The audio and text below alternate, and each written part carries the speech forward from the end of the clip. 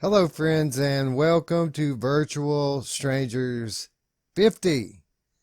I'm your host, Wes. With me, as always, my good friend Roots. Roots, the big 5-0. We made it. I We did know. it. We made it over the hill and we're now senior citizens and we're good to go. Now I am celebrating with a balloon ride festival and I mean, who doesn't love balloon festivals? So, We all love balloon festivals, uh, and we all love VR. Did you get a chance to attack your backlog any at all this last week of freedom? I did a little bit. I'm trying to think of what I played off the top of my head, to be honest. I know I did. Actually, I've been, going into a lot of multiplayer games like Bridge Crew and that type of stuff. Rec Room.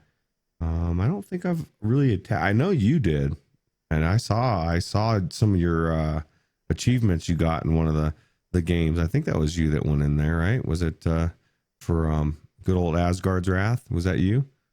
That was not me. Oh, I started to go in Asgard's Wrath, and it told me that I needed to update, and I needed to clear um, 131 gigabytes to update the game. And I said, you know what? Screw this. I'll go play something else. yeah, that's a big problem, dude. Because I don't know. Even Gerillo was saying on the Discord, and I'm the same way. He said he doesn't even keep. Wishes he could keep it on his hard drive, but he's not going to keep that much space. Especially because it's not even that space. Is once you have that space, now you need that space again. And Right. who has 250 gigs or plus on their hard drive just ready to go, just wasting? So Yeah, dude, that's like my OS SSD is that size. Like my Windows is on a drive that is that size. So to need that for one game, it's a bit ridiculous, even if it is the best game we've ever seen. yeah, and even if it didn't update for once every 6 months, but that's not the case either. Said the issue is when you need to update it, and nah, I'll pass. Yeah, hard pass here. Hard Yeah. pass, bro. No, I did like you, I kicked the week off with some multiplayer. After Monday's show, we did some sports bar, skied a little bit, shot some pool, Yeah. skied a little bit more. Uh, and then Scion and I did a little bit of Gunheart, which was fun, as it always is. Um, but no, I went in. I haven't had a lot of time to play this week. I've had a lot of stuff going on. But I tried to go back into Layers of Fear, and for whatever reason, Steam lost my save file. So like I was halfway through the game, and now I've got to start all over again if I want to go anywhere in that game. Yeah, it's so frustrating. I don't know if I go back in if I were you. I mean, it's great to go back in. I don't know, man. I'm getting to the point where, there's some other game taking my attention away. And at this point, especially horror games, it seems like there's quite a few coming out pretty soon here, especially multiplayers and just different type of horror games. So, So yeah, I wasn't gonna go back in it, but Justin at Mamefans about got me talked back into it because he's been telling me about the latter half of the game and how that's where mm, all the good shit's at. So he's I enticing don't. you back in. Yeah, he's trying to tell me I need to just speed run what I've already done, and I probably could. I could probably get through it pretty quickly, honestly, if I could manage to not, open every drawer and peek behind every corner. So when do you do it? Like in between Half-Life Alex? Right. It'd have to be today, right? I mean, Yeah, that's it. I got running out of pretty time. much one day. I mean, but after we shoot this, I'll work tomorrow, and tomorrow night I'm editing. So there'll be Sunday, the day this airs, right now as you people are watching it. And literally from the time that this recording or premiere goes off the air, from that point until 1 p.m. tomorrow, those are the last days of freedom, because tomorrow, guys, tomorrow is the day that changes it all. Tomorrow is the day we've all been waiting for, a day that has long been prophesied, even longer than VR has even been around. Uh, There's a new Half-Life game. Did you hear, Roots? Did you hear there's going to be a new Half-Life tomorrow? I didn't hear that. That's crazy. You know what's crazy is how good this Half-Life game. You know, I was talking to somebody, just a customer, and it's I felt bad, Wes, because I went into his house. I was spraying for bugs. I just nonchalantly asked, like I do to every customer. It doesn't even matter how old they are. I'll just say, well, what are your thoughts on Half-Life ALYX coming out for VR? And usually they're like, what the hell are you talking about? This guy got a look on his face, and I said, oh, you didn't know? He said, there's a new Half-Life game. And I said, yeah. And I said, it's VR only though. And he's like, I don't have VR. And I said, oh, dude, like, like now I just let him know. And he was totally oblivious. He was happy. And I went in there and I flipped his fucking world over. And now he is just upset. And he's probably going to be looking for a headset he can't find either. And that's another thing, is like, even if you were going to go out and get one, you ain't finding one, bro. At least not one that's going to be good, probably. And even then, I don't know, man. It's getting difficult to even get things shipped to you. So, Well, here's the saving grace, Roots. If you lay down the cash to get yourself a brand new HTC Cosmos Elite, you get a free copy of Half-Life ALYX with it. Wow, that's weird. So did they partner up with Valve, or are they just throwing that 53 or $60 out there? Man, I guess if you want to get the Elite, dude, you're paying out your ass for everything else, but you get your free game. What a great deal, right? Yeah, man. I almost sold all my shit just so I could do that. Yeah, well, Not really. I could see all. selling your shit for a gun, but don't sell it for a Cosmos Elite, man. That's not a good idea. No, I'm good, man. You know, we're not really going to be talking about it here today, but I'm sure you know that a few very minor details about the next Oculus headset was leaked a few days ago. The project name, Project Delmar, the controller name, Jedi Controllers.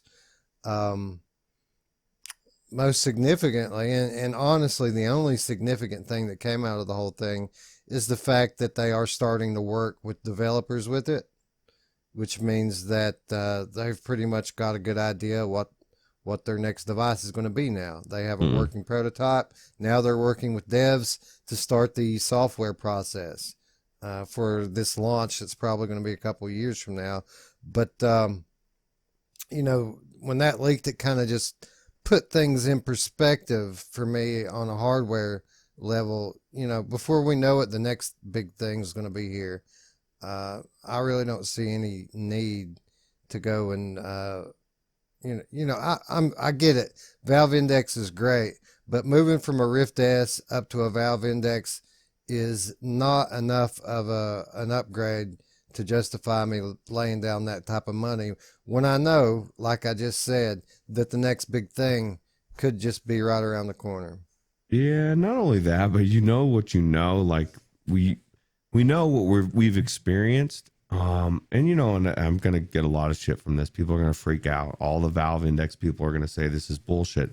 But I watch the Reddits a lot, and it appears to me that the issues with the Index are hardware issues, whether it be joysticks, RMA, all of a sudden you're seeing colors in your right eye, or some reason you got to send your headset back. It's hardware issues. Whereas with the Rift S, most of the problems are hardware issues. And if you're confused, I'll clarify. The hardware issues are in your own fucking computer. The headset's fine most of the time.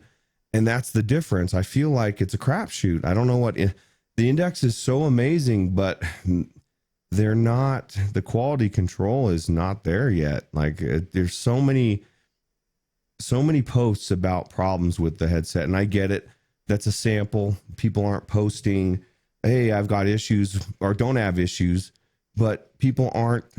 It's the difference between the two. Rift S just seems to be a little bit more stable if you have the hardware to run it properly. Right. So, right. Yeah. Yeah, I kind of get what you're saying.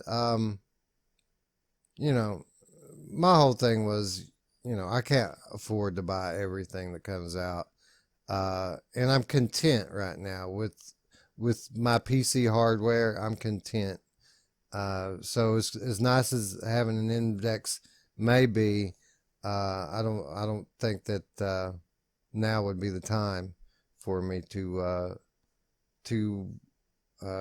consider emptying out my bank account to basically get what would amount to a few quality of life upgrades with my experience. And the leak of the Oculus headset, that leak just kind of put that back into perspective for me. So, because it's easy to forget. You see all these nice, expensive things, and you start thinking about, well, maybe I should put that money down. And it's easy to run away with thoughts like that. But, at the end of the day, when I put my headset on, it's very rare that I'm upset with the experience that I have. Well, just be happy with what you have, Yeah, I am. I think that the next time I buy a headset, it's going to be for a significantly different experience than what I have right now. Yeah. But Half-Life, man, Half-Life ALYX is out tomorrow, and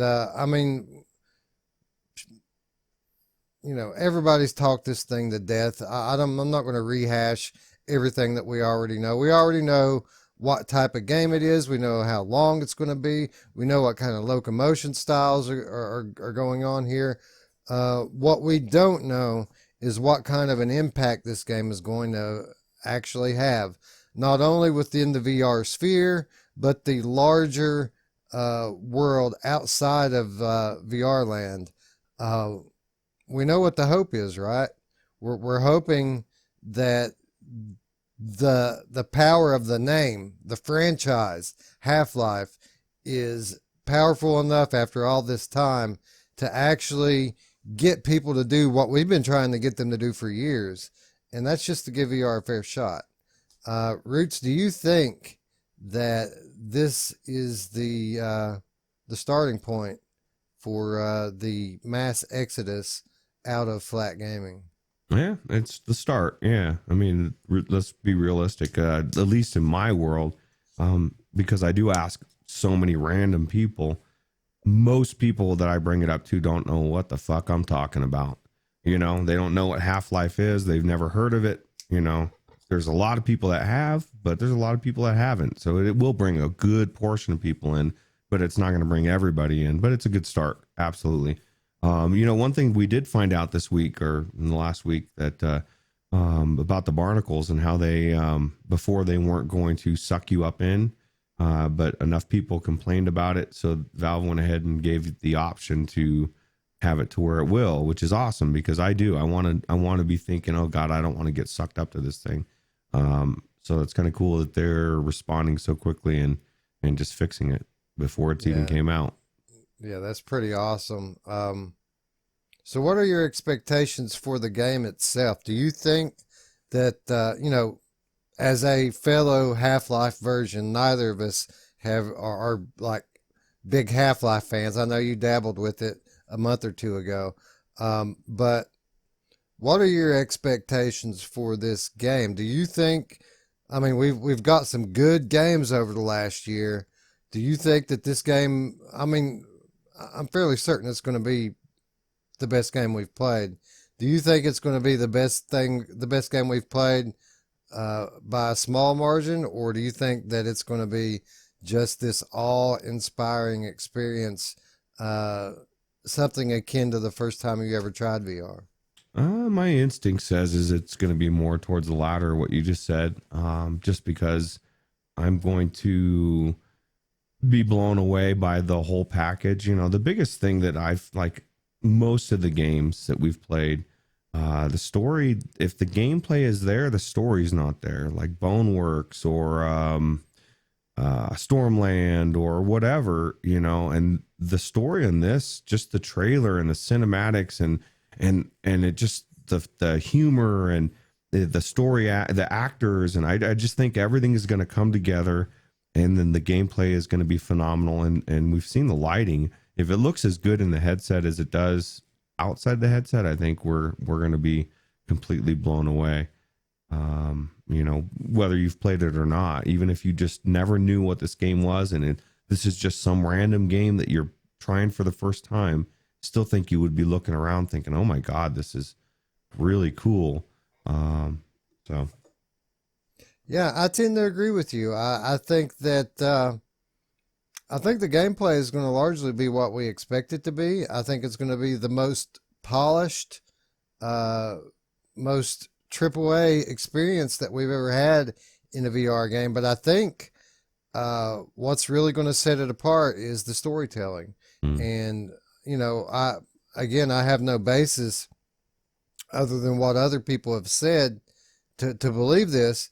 But just by judging by what everyone who's played the series before has come to say over these last few months, I think that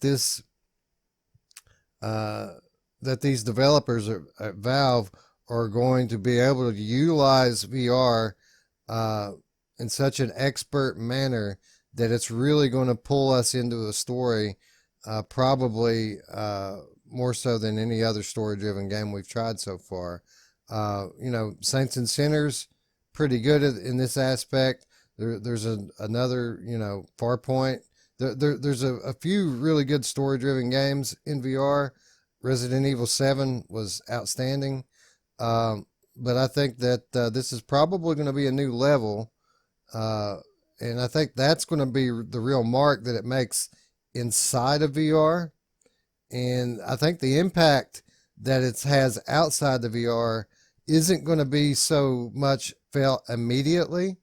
But what I think is going to happen here is that, and we've said it before, I think that this game is going to serve as an example to other game developers of what we can do in VR now. VR isn't what it was 3 years ago.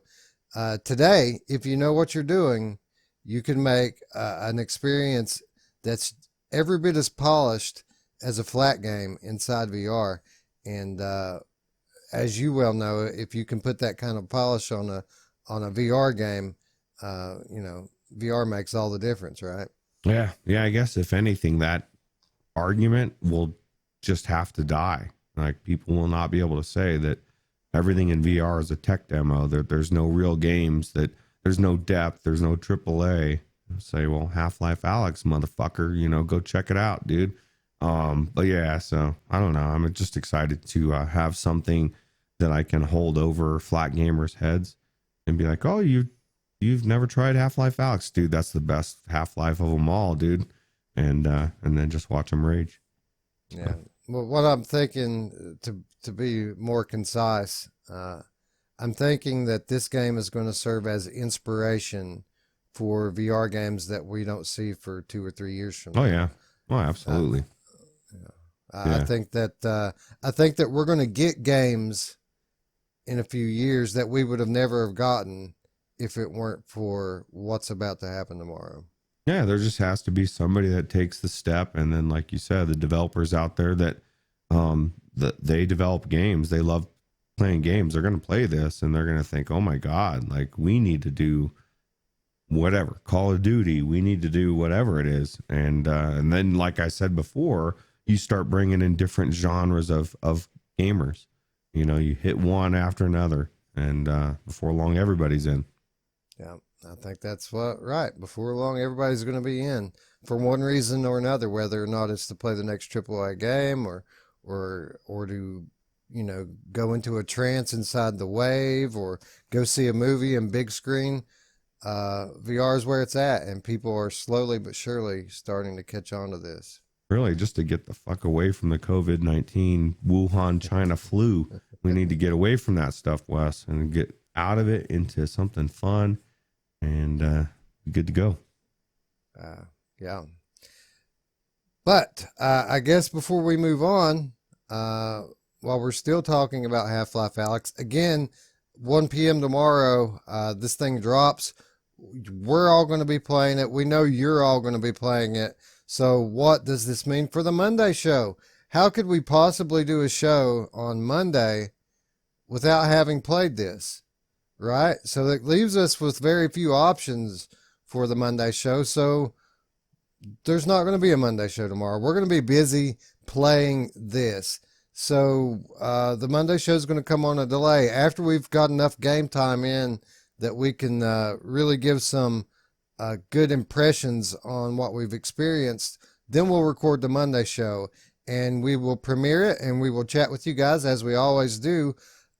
Roots, Tuesday or Wednesday? What do you think? I don't know. I mean, it depends on how much time we can get in. I know, you're a little bit more. Well, no, I was going to say you're a little more limited in time than me, but no, that's your days off. So you're going to have more time than I will.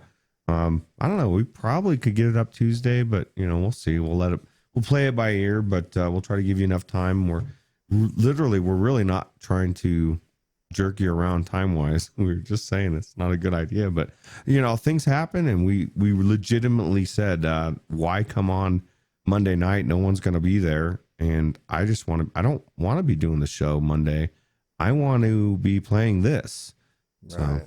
And as much fun as we have making the Monday show, if we don't want to be making it, who in the hell is going to want to be watching it? You know what I mean? Everybody's going to be playing this damn game. And honestly, the ones that aren't going to be playing this game, they're going to be playing any litany of other games. The PSVR people are getting games. Finally, they're going to get a handful of games this week.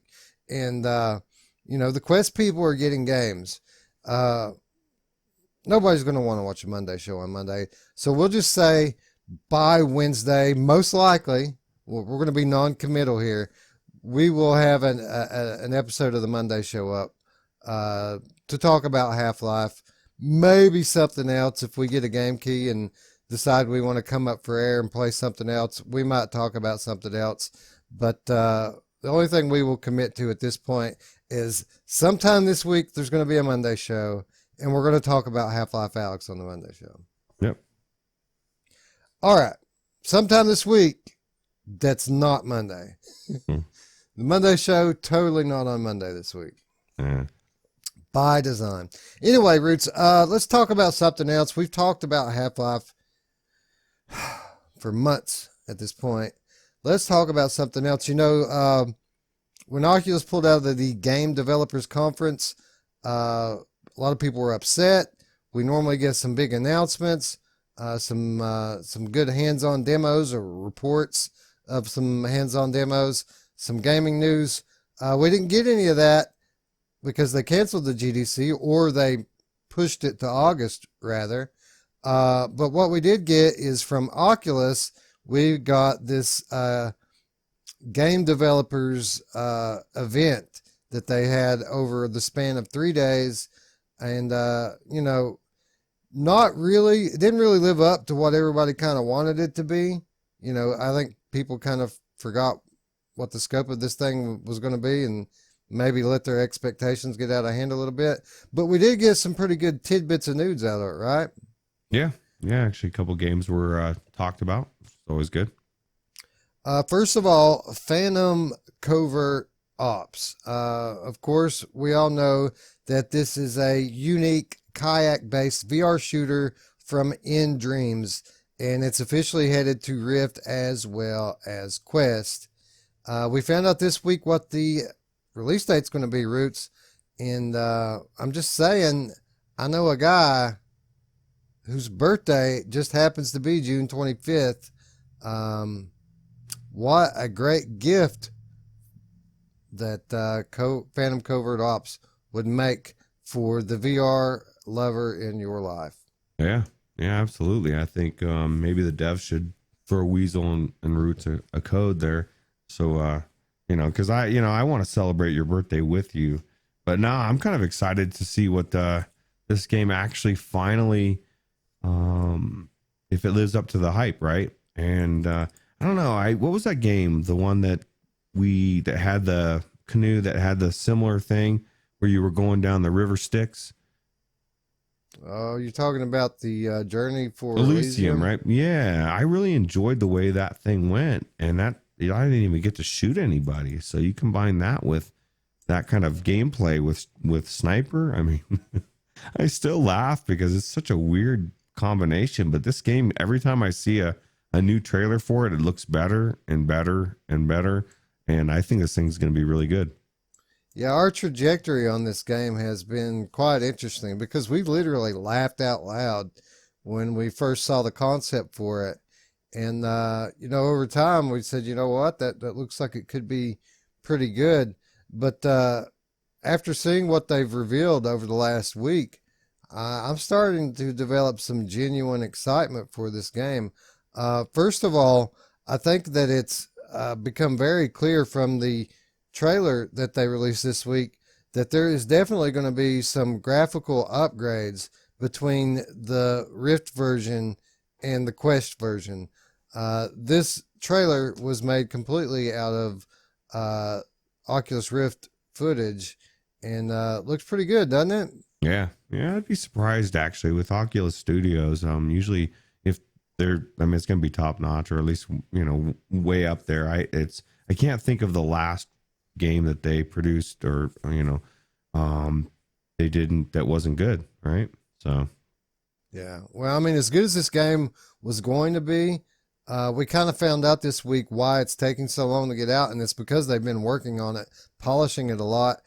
We got a development update from the developers at InDreams, and they have basically outlined 3 areas here that they have been working on and making adding content to their game. First of all, they say there's an enhanced campaign that features new and improved cinematics, some of which we can see here, new stealth and detection tools, new enemy types, new weapons, and new in-world interactions. So basically, they have fluffed it up and made it more of a premium experience. You know what I really like? I like new. And so the fact that they're throwing all sorts of new shit in there, I like that. That's good. Yeah, the second area that they're highlighting is new modes. So in addition to the standard story-driven campaign that you play through, they have now added challenge maps, a free play mode, a cheat library, and multiple difficulty settings. Used to I would scoff at the idea of a challenge map. Who wants to play a damn challenge map? But I've had so much fun playing the challenge mode in Farpoint. Depending on how the gameplay goes in this thing, we could potentially have a lot more, hours more of fun out of this game just by playing these individual challenge maps. Yeah, that's a good idea. You know what I was just thinking would be fun is if they could somehow make head-to-head, one-on-one canoe PvP. That would definitely be interesting to try to fight somebody else if you were both on your own kayak, So. Well, I don't think there's going to be PvP. I guess there very well could. They should be like jousting. Like you get like a big long stick. Yeah, that sounds good, man. That's a good idea, right? Yeah. But I guarantee there's some indie dev out there right now that's going to make this game just because they heard it, right? Yeah. But you know what makes me crazy as on a totally side subject, but on Reddit, like all these brilliant geniuses I just see all the time. They're like, man, we need a Harry Potter in VR, like that. But the way that they'll phrase it is like it's just some new revolutionary thing. Like, dude, like been saying that for 5 years or 3 years or whatever. I don't know. It's crazy. But we are the early adopters, Roots. Well, of course, we've been saying it all this year. VR is still a new thing to the world at large, and kind of makes me jealous of them, right? Remember how great the early days were? Everything was awesome, right? Everything was awesome. Everything is awesome. Yeah. Especially if you're part of the team. But yeah, I do kind of get a little jealous sometimes. Although, my way to counter that is I just take a break sometimes for even a week. It's hard to get away from a week and still talk about stuff on the show, but you just minimize how much you go in so it becomes somewhat special again or different. It's like anything else. So. Well, we've had some real special times over the last 6 months or so, just based on the strength of the catalog. We've had we've had literally a generation shift, especially in terms of software. So yeah, 100%.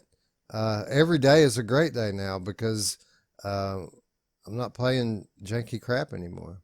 Man, it was some janky crap. We're not even that far removed either.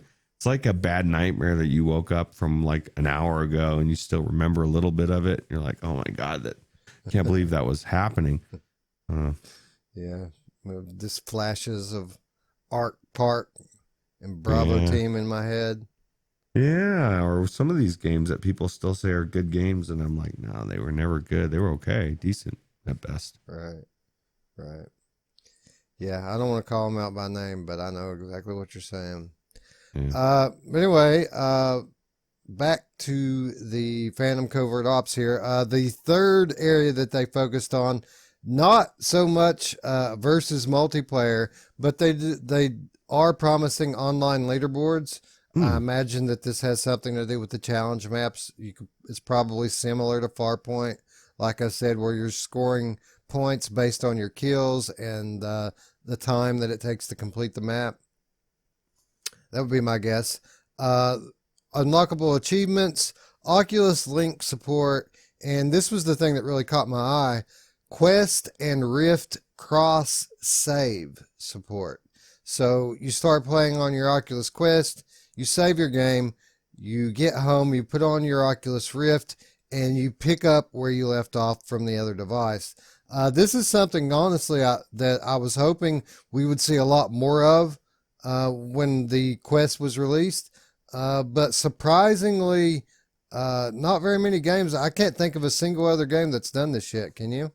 No, it's a good idea, but how does that work with your only getting one save per quest thing? So, like, I mean, if your like wife wanted to play it on the Quest, is she now boned out of it because you've taken the slot?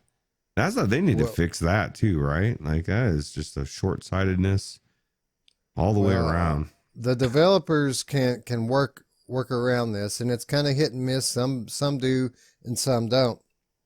All they have to do is enable save slots in the game so that there's more than one game save. And a lot of Oculus, people who publish on the Oculus platform do this. And I mean, if you're a developer out there who's done this, thank you so much.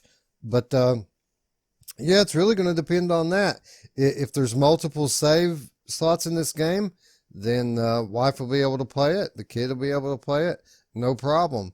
But if not, if it's just the one, single save system, then no one's going to get a play except for Weasel until I finish the game, which will probably be never.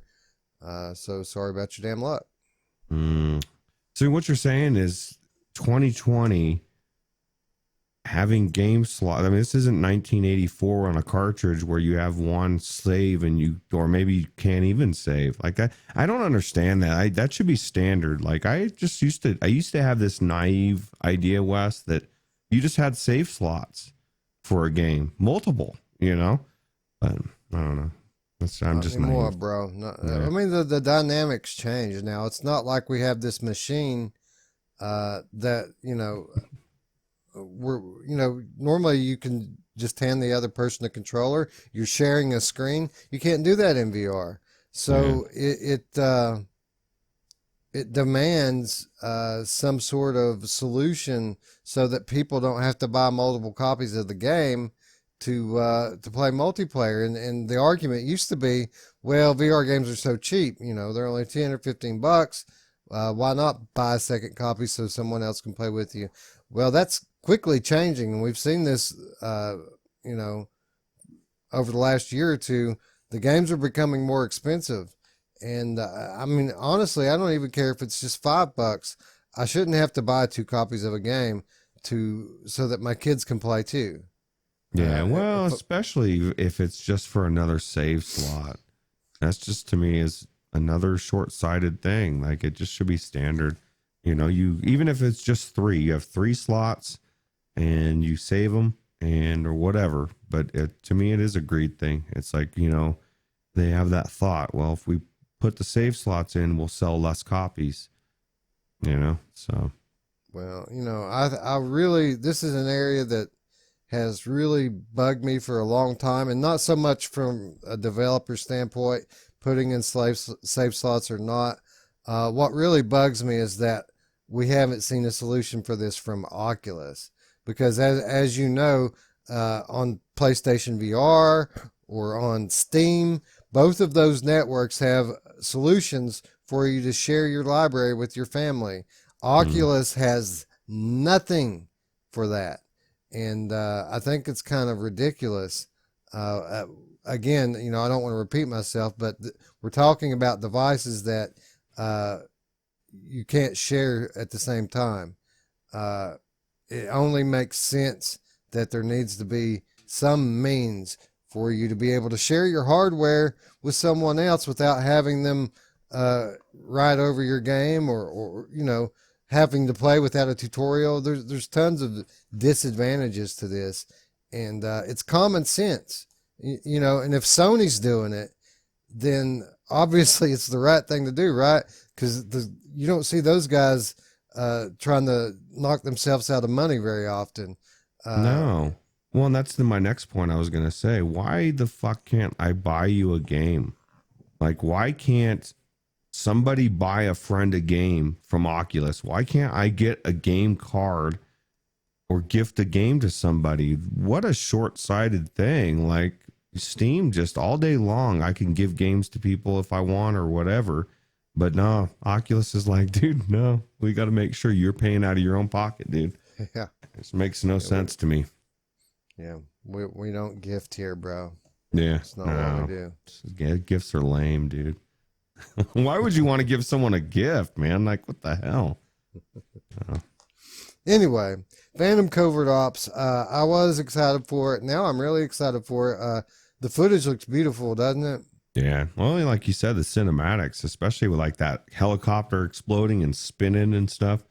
I just think it's going to be really good. And like I reiterate from what I said a little bit earlier, I have a hard time finding any Oculus Studio games that aren't polished. Even if they're not the type of game I want, it comes out really well, very polished. So 100%. And that brings us to our next game, B Team from Twisted Pixel. Whenever Oculus launches a product, it isn't long before Twisted Pixel is commissioned to make a title for it. And the Oculus Go was no different. Back in 2018, Twisted Pixel launched the B Team game for Oculus Go. And here we are some 2 years later, and they're porting it over into Quest. But not only are they doing that, but they're upgrading it for the 6 degrees of freedom tracking that you get with Oculus Quest. For those of you who don't know, Twisted Pixel is the developer who brought us Wilson's Heart, Defector, and most recently Path of the Warrior. And this, Roots, it's an interesting game. There's lots of little mini games, lots of different gameplay modes in it, but at its core, this is a rail shooter. It's on rails, and you're shooting stuff most of the game. It's based around those 80s style B action movies you used to watch on Cinemax. And if you're going to do that, they did it right, because as they've been known to do before, they have a laundry list of well-known cast, including people like Eric Roberts and even Don the Dragon Wilson Roots. Haven't you always wanted to be in a B-level Cinemax action movie? Oh yeah, actually, this looks pretty cool. Just the graphics, the gameplay looks pretty solid, and I don't know, it just looks pretty cool. Yeah, I think so too. We've talked about it time and time again. There's some things you just can't get wrong, or at least it's very hard to get wrong in VR, and shooting things is one of them. Yeah. And if you're telling me that This is a shooter. It's from Twisted Pixel, which time and again produces these great games. And then, it looks like the comedy is going to be on point with all these old 80s action stars. How much money do you think they paid these guys, Roots? 50 cents? I don't know, man. Well, it is Oculus Studios, so, and it was, came out, I guess, was it a Go exclusive, I guess, back in the day? Yeah. Okay.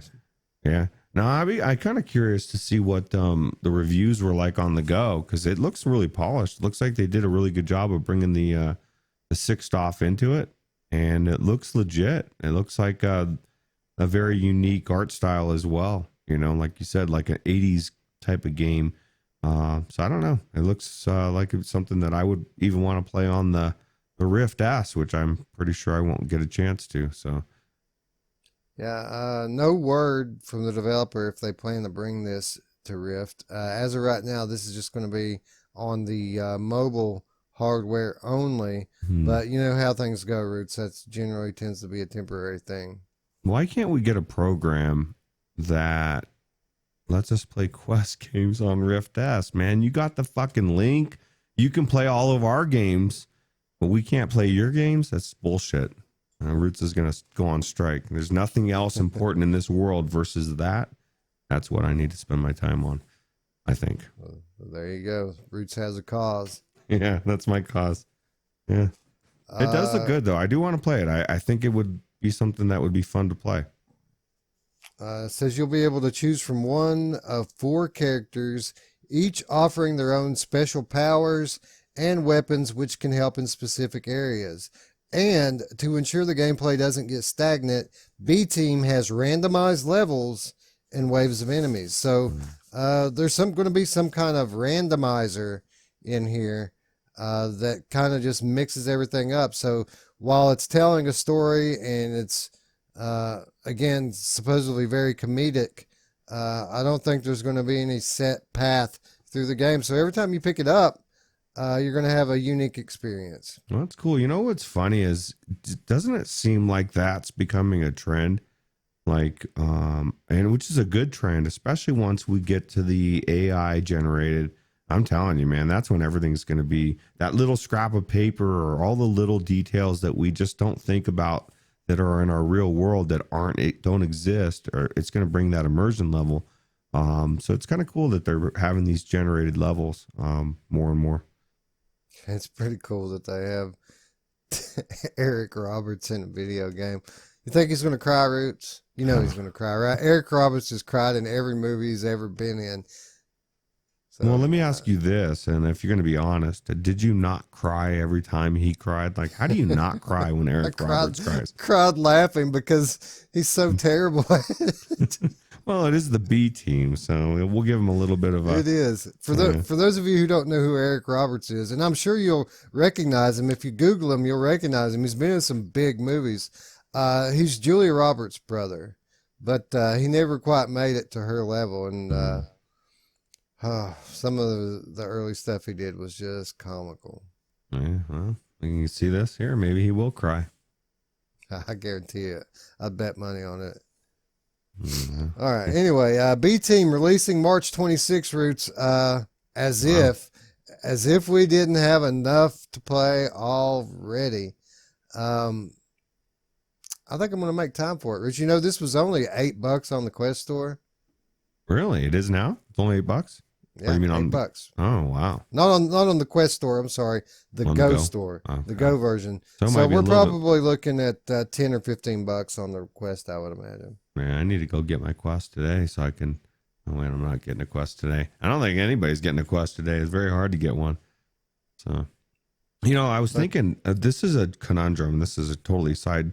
Didn't they just announce Amazon's only delivering essential stuff? Right? Does the Quest included in that essential, or like, because I need my fucking VR, man. I could see somebody making that like, I'm stuck in my house, I need this. This is more important than toilet paper. It's more important than sanitizer. My understanding of the Amazon thing is they're shipping what they have in stock, but they're not restocking. Oh, okay, that makes sense. Oh, well, that kind of sucks, I guess. Well, Yeah, I guess it's their business, right? Yeah, that makes more sense. So get your shit now before it runs out is basically what I just heard. No, dude, what they're doing, and I don't want to get off on a tangent here. They've basically, over the last month, have generated this massive retail pop with people buying up shit and hoarding everything. Uh, they're going to now run the supply down. Things are going to kind of stagnate a little bit as people come home from work, and production stops, and then a month, 2 months down the road, they're going to give everybody $1,000 check, send everybody back to work. Stuff's going to come back in stock, and there's going to be another massive retail pop of people just buying shit because they have the money to do it. I think I'll be paying my rent if I'm not working with my rent, my money. But yeah. Well, hopefully we won't miss too many days of work. Yeah, it's good. But anyway, B Team, definitely look out for more on this game. Definitely covering this one on a future episode of the Monday Show. So stay tuned. Yeah. All right, Roots. That brings us to our monthly pistol whip report, and a little more than normal this month. Not just another level, but well, let's just start with the level. A level is just being launched for it called Full Throttle. This level is based upon Mad Max style desert scene. Apparently there are flying monster trucks and palm trees and all sorts of crazy shit. Last time we talked about a pistol whip update, you were critical about it not being original enough. What say you now, Roots? Yeah, it definitely looks different for sure. Yeah. I don't know. I need to get back into it is what I think. But I think my thigh muscles are still a little bit, they're not sore, but they remember Wes and they're scared. But yeah, this is such a good game for a workout, right? It's a very good game for a workout. And, you know, all the best games. The cool thing about VR workout titles is that it doesn't feel like exercise while you're doing it. While you're doing it, it's fun. It's like afterwards that you feel about it. Yeah, like what you said. Yeah. At least that's what my mom said anyway. But my mom. A little slow on that one. But Cloudhead says that this scene is the game's hardest yet. Ominous. Yeah? Yeah. I'll tell you what, it definitely looks like it. It looks like it's full throttle. It looks very fast paced. Looks like one I definitely will not be trying on Deadeye. Maybe. I don't know. Would be crazy. Maybe a dual pistoling Deadeye. So well, that's interesting that you bring that up, because the Full Throttle update, as I mentioned before, brought more than just a new level. It also brought 2 new modifiers that you can use, one of which is called Scavenger. And the idea behind Scavenger, Roots, is that the only way that you can reload your gun is by pistol whipping an enemy. Oh my god. What do you think about that? That sounds hard as fuck. It sounds cool. But hopefully you don't need to reload your gun when they're up top on the scaffolds there. You're screwed. Yeah, I know, right? There's also a modifier called One and Done. And what this does is it strips the enemies of their armor. So one shot kills everybody. So their explanation of this was, say that the highest difficulty is a little too tough, but you don't want to drop it down a level. You can put on One and Done and make it just a little bit easier so that you can make your way through the level. Okay. Yeah, sounds good. Also, new customization options such as wraps, medals, and sounds, as well as a new TAC Ops pistol collection. There's a pretty good collection of handguns in here now. It isn't just the default stuff anymore. There's like 6 or 8 different guns, and you can fully customize what they look like, right down to the design, the color, and the material that they're made out of. Yeah, it's just skins. Oh wait, this is VR. You know, that was what I never understood about flat gaming. Is like it's just a skin, but when you're looking down at your gun in the game, it's different, right? Like, and if you're aiming down different, I don't know, man. It actually makes a big difference. So that's kind of cool. I didn't expect. Sounds like these are changes that I'd never heard them really mention before, which is kind of cool that they're adding new stuff that they don't have to add, and it just shows how good of a developer these guys are. Yeah, these pistols are customizable down to the sound when you pull the trigger. There's different gunshots that you can choose now for how your gun sounds. Ah, that's cool. That's Yeah, pretty hopefully cool. there's a really good baller gun in there, man. You know, I want a gun that what looks like my gun in real life, so that I can pretend I really am shooting somebody. But I guarantee you can make that gun. yeah, that sounds good. Other improvements and optimizations I didn't really list here. I do remember they said that the across the board the music should sync up better now to the action and the gameplay, and there was like a 20-minute video with the Cloudhead developers talking about their future updates and what their plans are. First of all, these updates that we've been getting, these are going to continue through May. So we've got what, 2 more of them coming, absolutely free of charge. I feel like they've already surpassed the value proposition from, what is it, like $25 for this? Well, damn it, that was my question. You just took my question. I was gonna ask you what if you think that it's worth it now. But yeah, I agree. I think it's definitely because we were worried that there wasn't enough tracks, and I mean, it just the different tracks they're adding, the levels, the the modifiers. It just sounds like they're really adding a lot of different ways to change it up, which is good. Yeah, and they even alluded to, after they finished this series of updates, a complete overhaul of the game. They're going to start. They couldn't give a whole lot of detail about what they're talking about doing, but they're talking about incorporating all different genres of music into it. They're talking about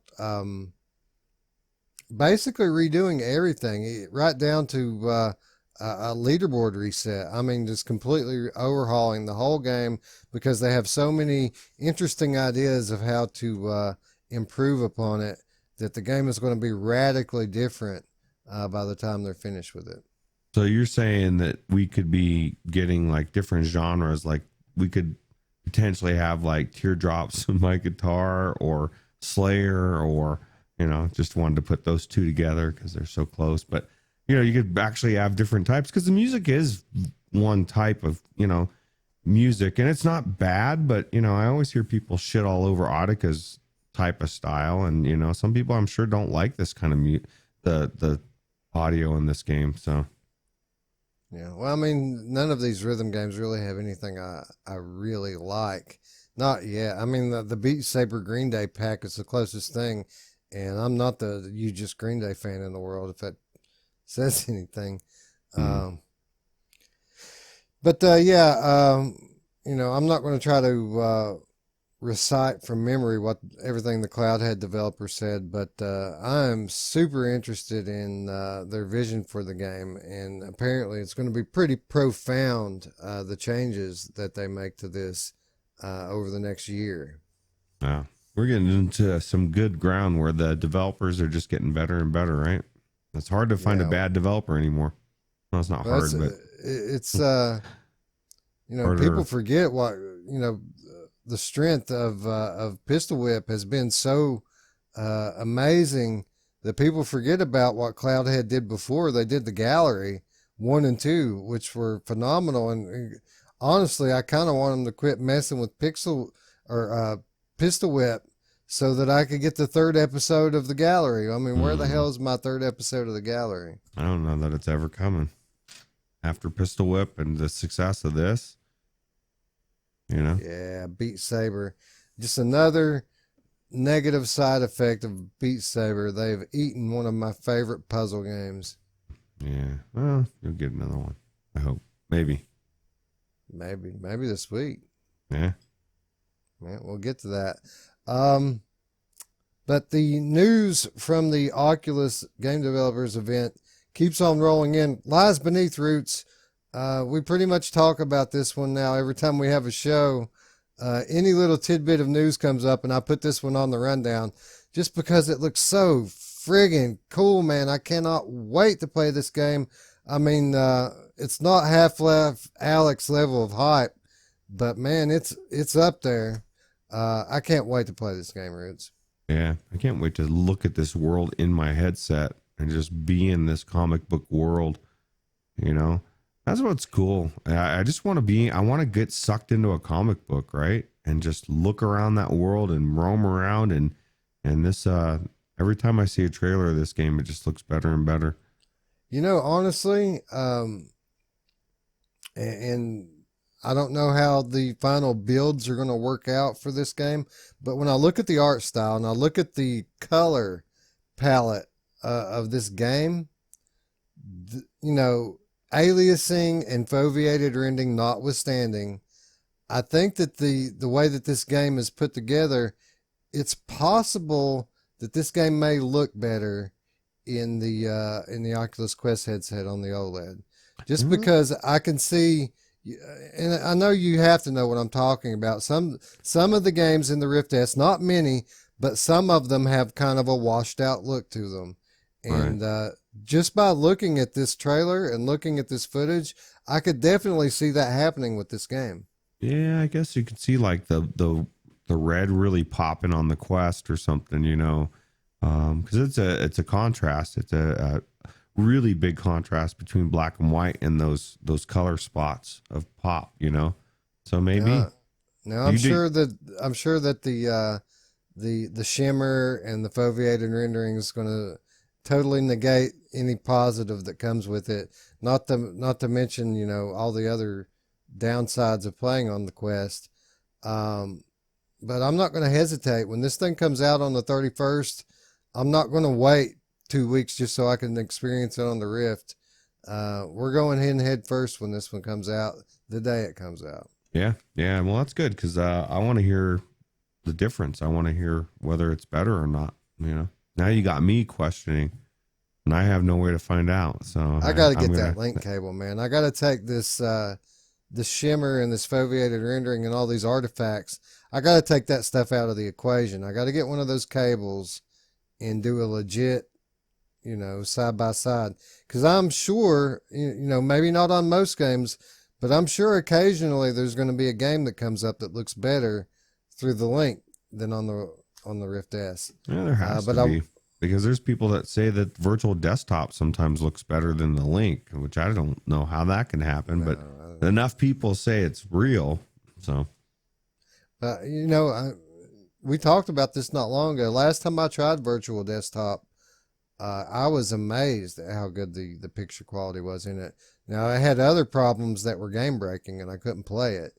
But as far as the picture quality, it was great. It was beautiful. And, you know, that was really my inspiration for say, hey, you know, I need to get a link because this looks way better than I even thought it could. Yeah. But so I know what you guys are saying out there. So what's the news? Why is Lies Beneath on the thing? What did Oculus give us? Well, first of all, they gave us this new trailer that you're looking at. That was the main thing. They gave us this new trailer, fairly long gameplay trailer with a lot of new scenes in it. Rich, this thing, they're showing us some different enemies and stuff on it. It looks pretty damn creepy to me. I know you agree, right? Yeah, and not only creepy, but it just looks very action-packed, very fast-paced. You know, a lot of things jumping at you. He's throwing an axe, shooting, just doing a lot of different stuff. And the gameplay just looks good, you know? So a lot of times you look at a game like this and you're thinking, okay, it looks cool, but what is it, the gameplay like? And, you know, it just, there's right there. You just saw him shoot a gun, throw an axe, pull out a shotgun, and blow the other dude right in the face. So I don't know, man. I'm psyched. Like you said, every time I see a new trailer on this one, I'm getting more and more excited. And the good news is it drops in 10 days. The bad news for Roots is it doesn't drop for 24 days. So I'm gonna have to wait for this one. But something tells me I'll be wrapped up in another game for a few weeks. So I'll probably not even know this game's out until it comes out. So, I'm sure you'll be able to find something to occupy your time. yeah, I think so. Anyway, yeah, so Drifter Entertainment shared this new gameplay footage with us here. Oculus also posted a playthrough article on their blog. Fairly detailed playthrough, but only the early levels. They didn't go in and spoil the game. Some more really cool looking screenshots on there. So if you're interested in this game like I am, be sure to go in there and check it out. Just more of the same, more creepy weirdness that defines who I am as a video game player. Did they say much about the story on this, or if there is a story, or I'm assuming there is, but yeah, we talked about the story on an earlier episode. It takes place in Alaska, if I'm not mistaken, and some character is coming home, but the townsfolk are all just kind of well, as you can see, the town has kind of gone to. I like that story already. Yeah, it sounds good. Yeah, it's a good. It always works, you know. It's one of those staples in horror, coming back to the hometown, but something's not quite right. Yeah, it works time and time again. Yeah, that and the stranger going into a town and the town being all fucked up. Yeah. That's another one that works well. Yeah. Yeah, worked in Rambo First Blood Part 1. Yeah. How cool would a Rambo First Blood Part 1 VR game be? I think it'd be cool. Yeah. Or even the 2 where you're going in to rescue the people, you know, you got to break them out of the POW camp or something, right? Yeah. Oh, yeah. Any of that stuff would be just freaking phenomenal, but I don't want to go down that road. We could spin off to a whole episode of the Monday Show right now if I allow it to happen. And be like, why is the episode 7 hours long? Well, you know, they just went off tangent 7 times. They started talking about Rambo, and then they started talking about Conan the Barbarian and Rocky, and totally different show, right? Yeah, we did that show, and like half of it got blocked by YouTube. Oh, yeah. Well, you know, that's how it works. Anytime you have anything good, then they'll block it. Or if they think you're going to make money. Or if you say the wrong words. We're not making any money. We can't.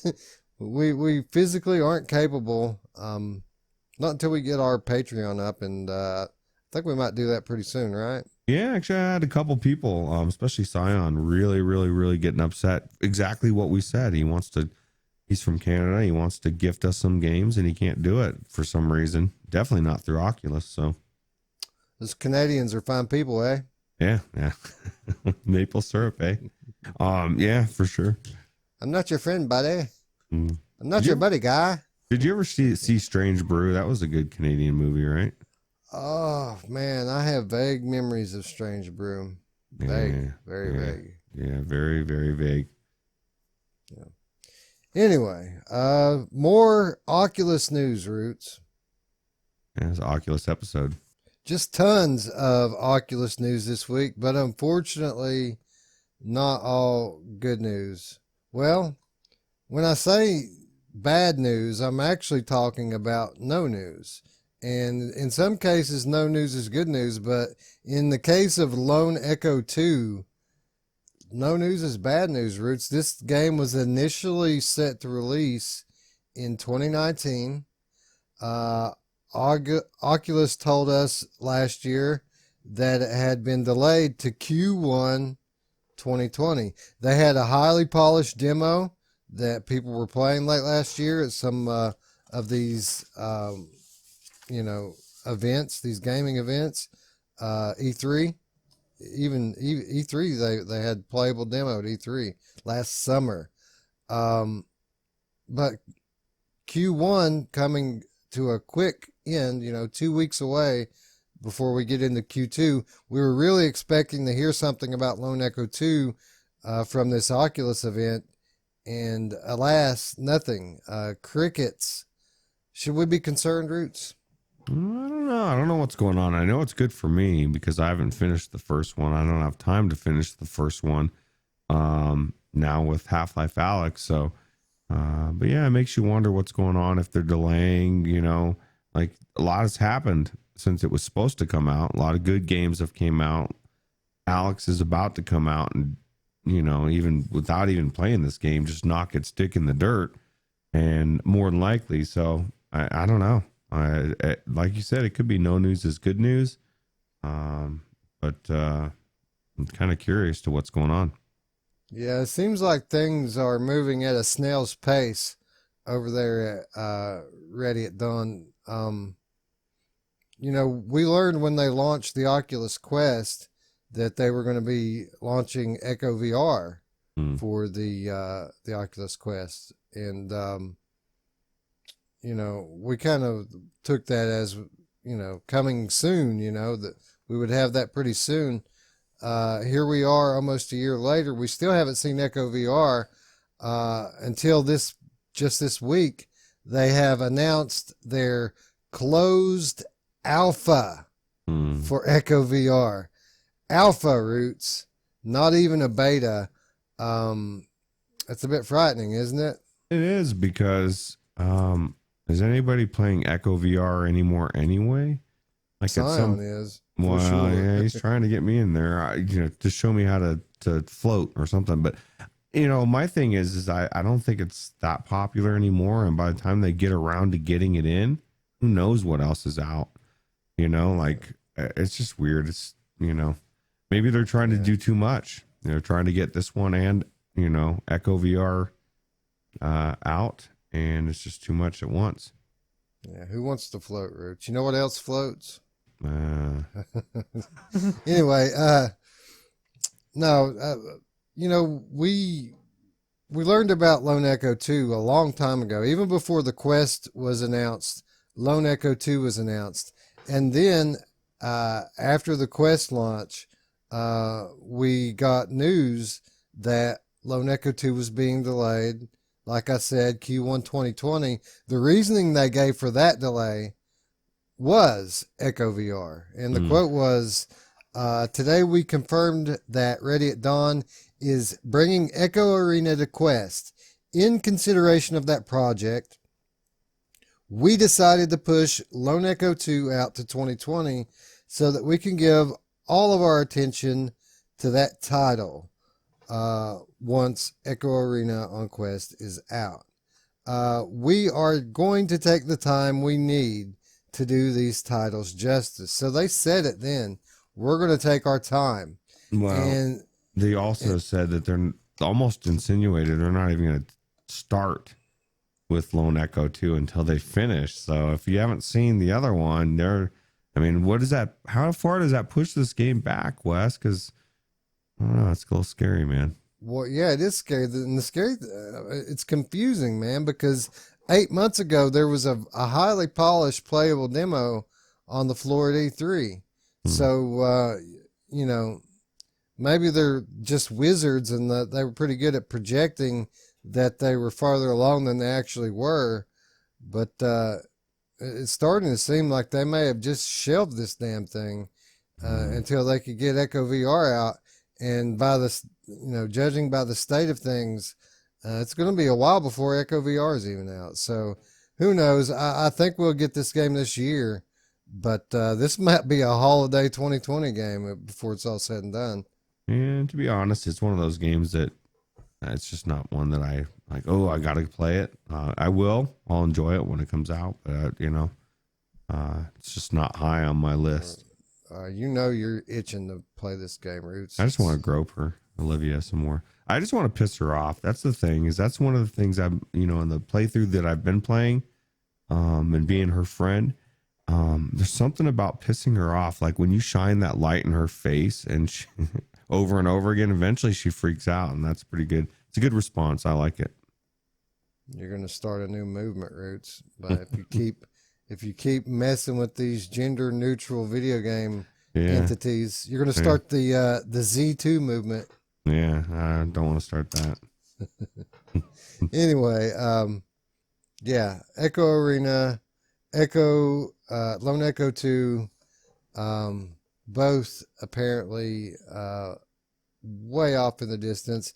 If Echo Arena is something you're into, they are accepting applications currently, or at least they were last I saw, into their closed alpha. But Roots, I don't think I want to play alpha anything, do you?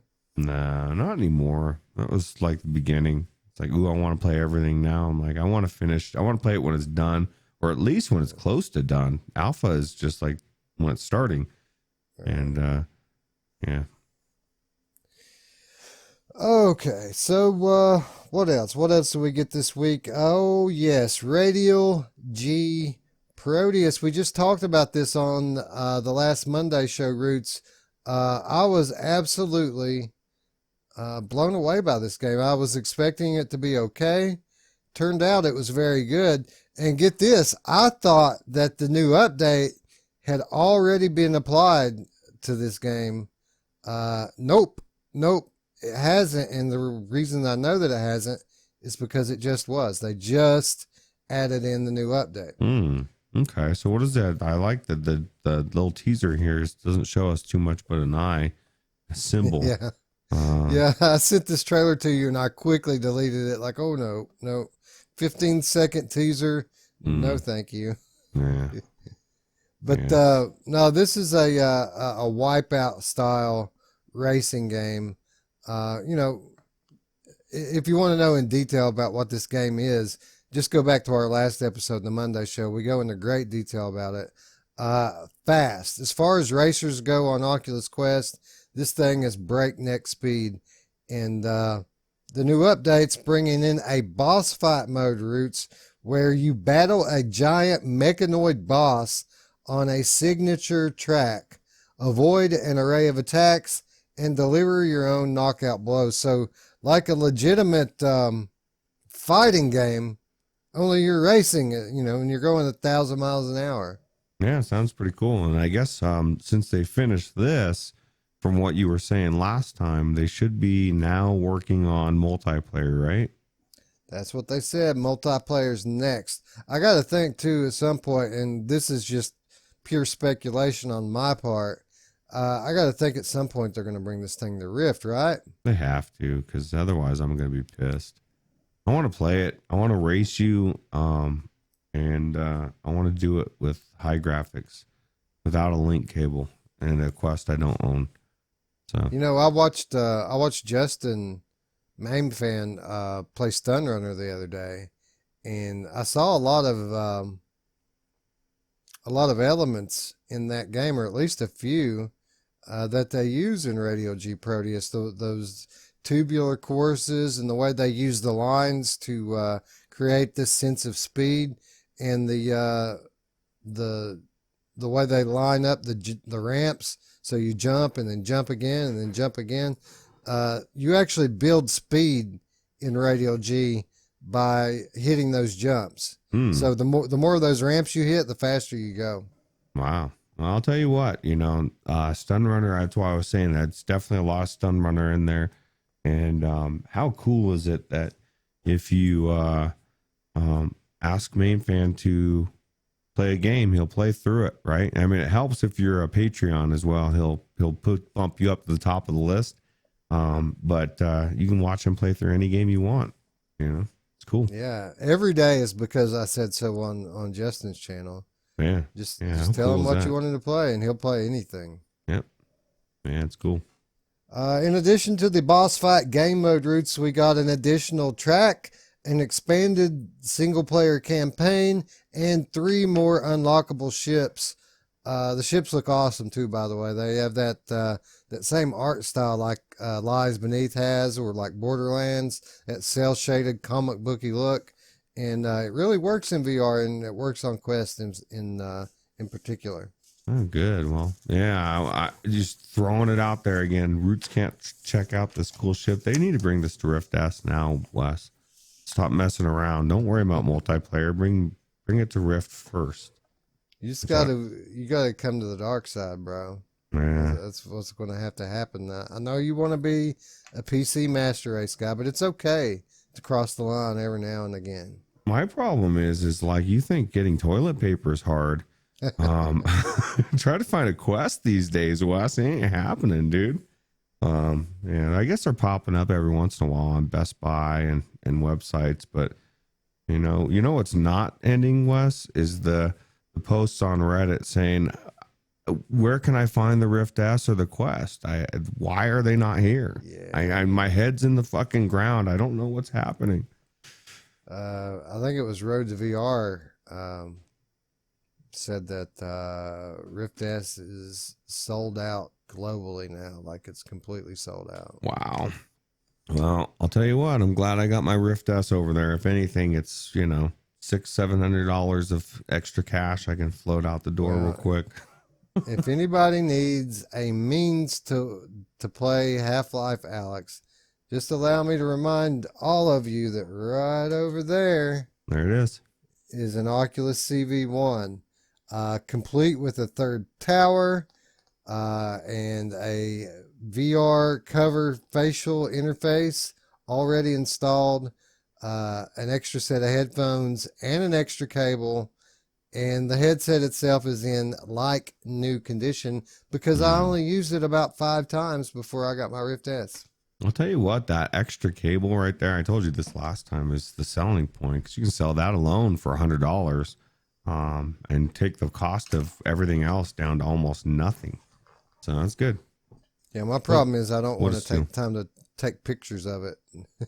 That's the same thing that I need to do this. I got a green screen, Elgato green screen. I really need to get rid of it. And I just need to take a picture, dude, and throw it on Facebook Marketplace, and it's gone, I'm sure.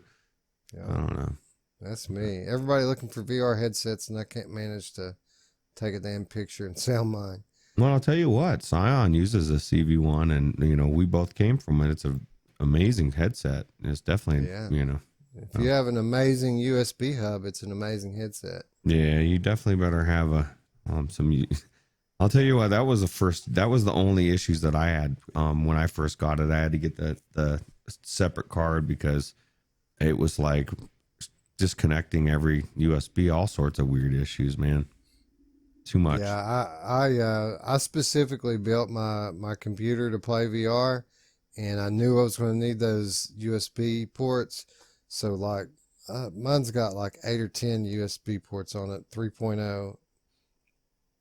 So I was one of the lucky few that didn't have to go out and buy an expansion. Yeah, no, it was fine for me until I expanded it from 2 to 4 sensors. And once I did that, it was like my computer went, what's happening? So yeah, I gotta imagine 4 was it was a lot, but it ran. It was perfect. It was perfect tracking though, but yeah, 3 was great for me. I had good tracking with. That was the biggest difference coming over from PlayStation VR to CV1 was the tracking. You can touch the ground and your hand's still being tracked, and visually, I wasn't a fan of it. The God rays were just too big of a off put to me, and not to mention the fact that the colors were just dull compared to PSVR. The colors in the CV1 are just dull, but the difference between moving from PlayStation VR to CV1, it's that same kind of difference moving from PlayStation VR to Rift S, only the opposite, Yeah, that's what I was telling somebody the other day about the Rift S and just how good it is. It's just really good headset. Yeah, especially when it's $400, man. That's nuts for the quality that you get with this thing. And I still say you get the best bang for your buck with the Rift S versus the Odyssey Plus. People still say $230. It's not always about how cheap it is. It's what you're getting for that. And $400 is not that far removed from $230, in my opinion, anyway. So, well, both great headsets and both just killer deals. I mean, if you need a headset to play Half-Life on, and you have the opportunity to buy either one, You have my blessing. Yeah, you're probably going to be able to find the Odyssey Plus a little bit easier since you just said the Rift S is sold out worldwide, right? That's what I Crazy. think it was Road to VR said. And their whole deal was, here's the headset you can buy. And I clicked on the article, and the first thing they said was Vive Cosmos Elite. And I clicked right back out of the article. I thought you were going to say it was going to be like, this is the one you can buy, and you click on it and it says out of stock. I was like, oh, that's the for everything. I guess that's the big thing with Best Buy now is like, for the Oculus Quest, I was reading people go to click on it, it says it's available, and then once you go to click on it, it kicks you out saying it's not available. But instead of just definitively telling you it's not in stock, it's like doing some kind of weird game to make you think it is. I don't know. I haven't verified that, but the engine runs on disappointment. Yeah. So yeah, it has to do what it can, right? That's 2020 though. That's worldwide. So Worldwide Disappointment. I'm going to start a band called Worldwide Disappointment. yeah, why not? It'll work, I think. Yeah, I think so. Yeah. Headmaster. We've talked about Headmaster at length on this game. One of my favorite hidden gems, Roots. One of the more active palette cleansers, in my opinion. Palette cleanser being a game that you can just pick up and play for 5 minutes or play for 2 hours, kind of zone out on it. Completely hands free, all within the headset. I always describe this game the same way, and I'm saying this 100% honestly. One of the most immersive games that I've ever played. The sense of presence when you get in Headmaster, it feels like you're out there on the pitch, doesn't it? Yeah, and then the comedy and the physics in this game are really good too. Is like I played soccer growing up, and it really does feel like you're heading it, and the directional, the way you hit it, it just works really well. And yeah, not only is the physics spot on, but like the sound is so good with it, and the visuals so crisp. You almost feel the damn ball hit your head, don't you? Yeah, you can almost feel the coolness of the night sky of the being outside, and the I don't know. I this game is not. I said this last time we talked about it. Somebody picked it for one of the episodes back when we had 4 people on here, and I was like, "What?" I had no idea what to expect. The Headmaster, what is it? And I was so blown away by it that I played for a couple hours. It's just really done very well, and for someone that's played through the whole game, I bet it's pretty cool to have something new to go to. So, dude, it's awesome. This was one of those games on my sequel list. It was one of those games that I always thought, man, I wish they would just make another one. They have a story here. This is not just a soccer heading game, friends. This is a story-driven soccer heading game. This actually has a narrative that it tells, and I was hoping that they would pick it up, but instead, what we're kind of getting here are the Blu-ray B-side extra features, the deleted scenes, if you will. But you know what, Roots? It's better than nothing. Yeah, I'll take it. Yeah, it's more content, right? And for a game that's already good, why not? Yeah, so what are we getting? We're getting 10 brand new single player levels. We're getting a bonus party mode level to enjoy with your friends. Roots, you get to enter Carl's workshop for the first time. How about that? Wow. I didn't know who Carl is. Carl's the guy that's always messing with you, or Carl's your buddy. He's the janitor guy that leaves you the notes. Oh, okay. Yeah, because you're in an internment camp, right? And they're making cracking jokes, and you're like looking around, and you're literally in prison camp. This is definitely unique. The story is definitely one of the most unique things. Like I said, the humor to it is really good. So I bet this is just as good. And it feels good too when you get on a roll in this thing, and you're hitting the targets on all sides, and and you get the multi balls and like the special ability ball.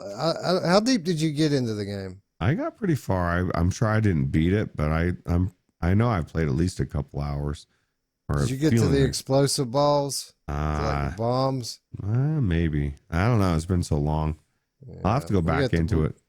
Yeah. I see a future episode of Because I Said So coming up because I said so. Yeah.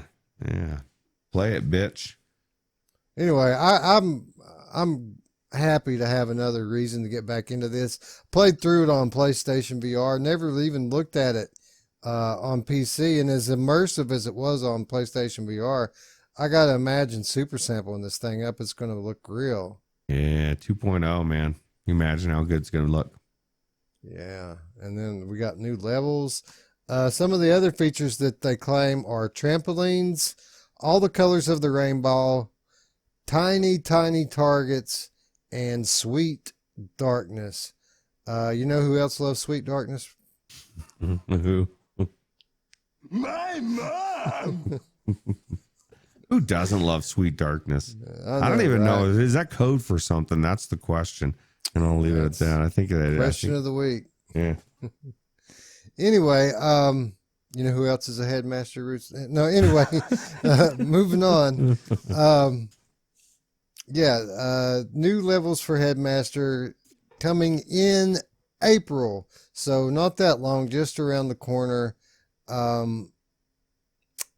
Before we move on, has there ever been a more deserving game of a Quest port, Roots? I mean, come on. It's completely head oriented. You know, it's HMD tracked, no controllers. There's a party mode where you have to pass the headset to others to play. It's like they made a Quest game 3 years ahead of time, right? Yeah, it's not graphically intensive either, and it seems like something they could really they could port over. Now, my question is, would Oculus put it out? That's the question. I think they would, but who knows? You know who else puts it out, Roots? There's a lot of your mom around at this time. Yeah, I'm just asking these questions. The answers, it's rhetorical, Roots. It's rhetorical. Oh, yeah, I gotcha. All right. Winding down, a couple more things. One more game I want to talk about, and it wouldn't be Virtual Strangers 50 if we didn't talk about a new game, right? Yeah, we have to talk about a new game. Yep. So we talked last week about how Escape First 3 was releasing on March 19th, and that was that co-op Escape the Room, and we commented that it was a good time for Escape the Rooms because the Room VR is coming just 1 week later on March 26th, and that one looks phenomenal. Before we move on, did you see any of this new footage of the Room VR? There was some from the Oculus thing. I didn't put it in the show notes, but we got some new footage from the Oculus thing. Without Parole did like a playthrough of it. Did you see any of that stuff? I did not. Looks good, man. I didn't watch enough to spoil it, but I did look at some screenshots, and it looks great, dude. What were they saying on Parole? Pretty good? Again, I didn't. I'm not spoiling it for Yeah, myself. It's that type of game that you can't spoil. Yeah, but I'm always curious about their opinion. You know, just because they value it. So right. Oh yeah, and plus I'm just curious how. I mean, the game looks beautiful. I wonder how it looks on PlayStation. I'm sure it looks great. Yeah. But anyway, if that wasn't enough, if we didn't have enough Escape the Rooms this week, Roots, Stocksynd House is also launching on, where is it at? I didn't put the release date on here. It's this week, Roots. March 20. March 20. Yeah, I did put it on here. Okay. Cyberflex Games has released Stocksynd House on March 20, so it's already out. Duh, I knew this. I already went in there and read the stupid reviews before we got on here. Yeah, this came out yesterday, or 2 or 3 days at the time that we air this. So what is Stocksynd House? It is a story-driven virtual reality escape the room style game. not relying upon jump scares, but instead it provides an intense feeling of immersion and isolation. This VR experience will push your psychological senses to the breaking point. Roots, judging from the trailer, a very high level of detail here coming from a developer I've never heard of before. Yeah, you know what caught my eye on this was the physics in this game. Like, you know, it seemed like everything, it looked almost like they were trying to partially recreate the Half-Life ALYX trailer. You know, they put their hand up on the wall, they, you know, cleared everything off a table, and but they were clearly showing that the physics are, and this is kind of what we've been saying, you know, for the last month or so, is a lot of these indie developers are, it's becoming very common to have the physics be there, you know, and it kind of started with Boneworks and Walking Dead, and we're just starting to see it in more and more games as time goes by, right? Yeah, physics, lighting. These guys are getting pretty good at making VR games. Yeah, looks good. Although But, I would like to see, I know it's a psychological thriller, but I didn't see whatever's going on in here, whatever this is scary, making it scary. I don't see that in the trailer. It's just left open, right? Kind of. Yeah. Yeah. Lots left for your mind. You can see the dude in the peeking through the window there. There's a lot of this tension building type stuff.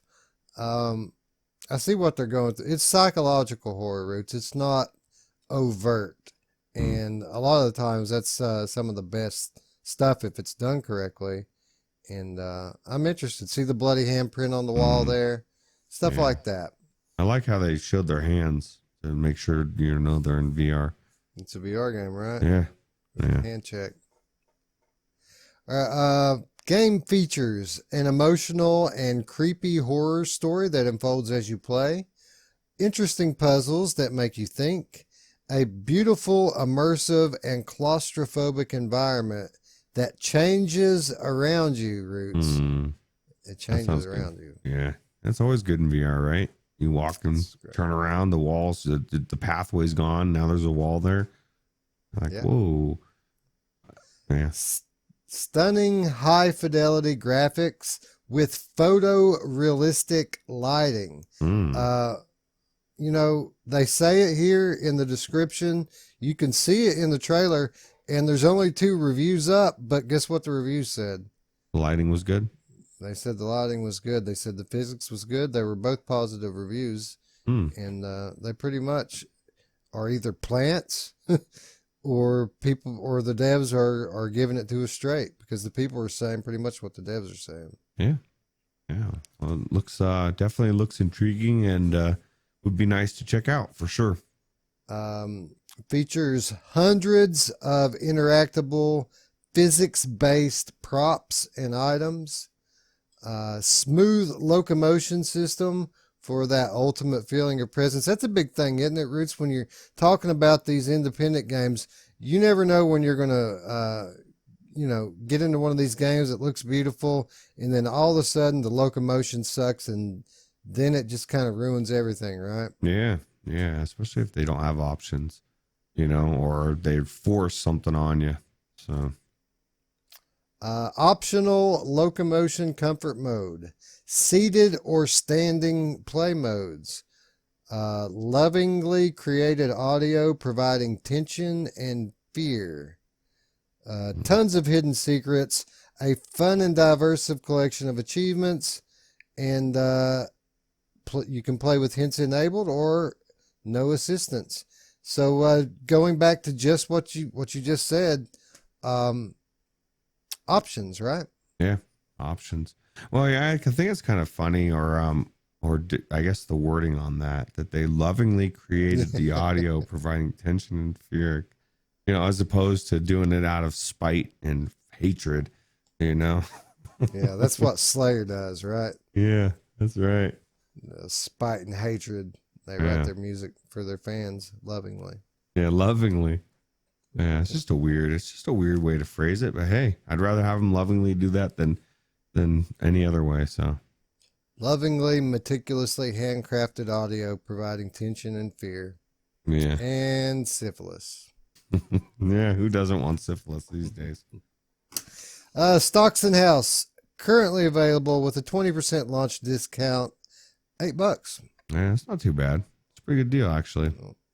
I think the price tag and the trailer and the description, I think it's all enough to coax me out of $8, Roots. What about you? No, I'll either play it for free off of yours, or I will hear your your thing. If you come out of it and you say, "Wow, this is really good," then absolutely $8. This game you already are drawn in just by the trailer. You want to play it. I want to play it if it's as good as you think it is. What terrible timing for this game. And this is a good example of what we've been saying about the timing with these games. I'm sold on this game, Roots. I totally would pay $8 for it. I'd pay the full price, $10 for it, just to try it out. But guess what? I'm not going to do this week. You ain't gonna be checking this one out. Not going to be playing this game. Probably going to be a good long while before I get back around to it. I hope I remember it by the time I have time to play it, because it's going to be a while. And this just goes back to what we've been saying, right? That release date is a big deal sometimes. Yeah. And yeah. Well, even if it's not the same genre of a game, if there's enough good games coming out, there's just only so much time in a day, and I can't play them all, nor do I want to play them all. And so then it becomes a competing match of which one I want to play more. You know who would love all these puzzle games that are coming out this week? Scion. I don't know. Yeah. I don't know he'd go into this one though, because this one's a little creepy. But the room, I think he's going to be digging on the room. Yeah, if it's not too easy for him. Yeah, it's too easy, buddy. Too easy, eh? Yeah. Anyway, that's going to wrap up the games talk, but we do have one other issue that we want to touch on before we go. Because finally, Roots, we got some information on the PlayStation 5. This past week, much like Oculus, Sony compensated for their lack of platform, for lack of a better word, the lack of being able to attend the Game Developers Conference and address the game developers in person. So they did the next best thing, and Mark Cerny, the lead architect behind PlayStation 5, got up and gave a very dry, technical presentation talking about the PlayStation 5 to a packed room of 4 or 5 motionless shadows. Did you see this thing, Roots? Yeah, it's kind of so it's trying to make it seem like somebody's watching, but they're just not.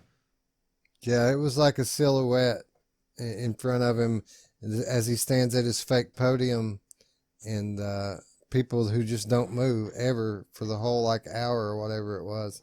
It was comical. The really comical thing about it is people were so hungry for PS5 information that they had hyped this event up to be like a consumer thing, but it really wasn't. This was intended for game developers, and that was a very technical talk. It wasn't promotion at all, but that's what people thought it was going to be, and it put a lot of people to sleep, Roots. At least you learned something, though, right? You learned that that all the information, which we find so much speculation for so long, finally we get to know that it doesn't.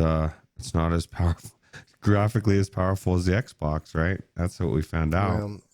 Well, that's the big headline coming out of it. I would call that a little bit overblown.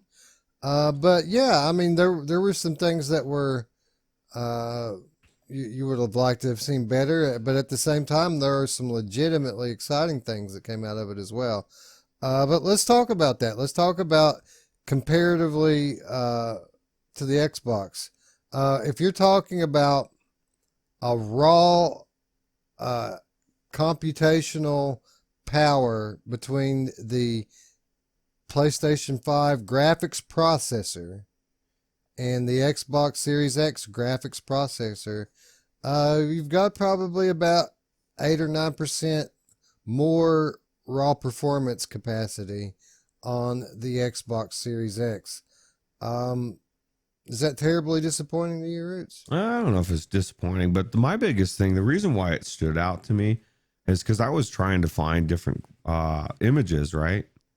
And for the show, and I was finding for the first half hour, all I could find was projections, images of what they were telling us, and every one of them, none of them projected that the GPU was less than the Xbox. Every one of them was like, it's going to be more, more powerful. And then it comes out and it's not more powerful. And then everybody's downplaying that, like, oh, well, it's not that big a deal. Well, when you were projecting, that's not what I'm saying. No, but I'm saying, but the average person is, and when it was projected that it was better, it was a big deal. But now that it's not, it's not. I just think, to me, that's interesting as far as the whole spectrum of the PlayStation VR crowd goes, I guess.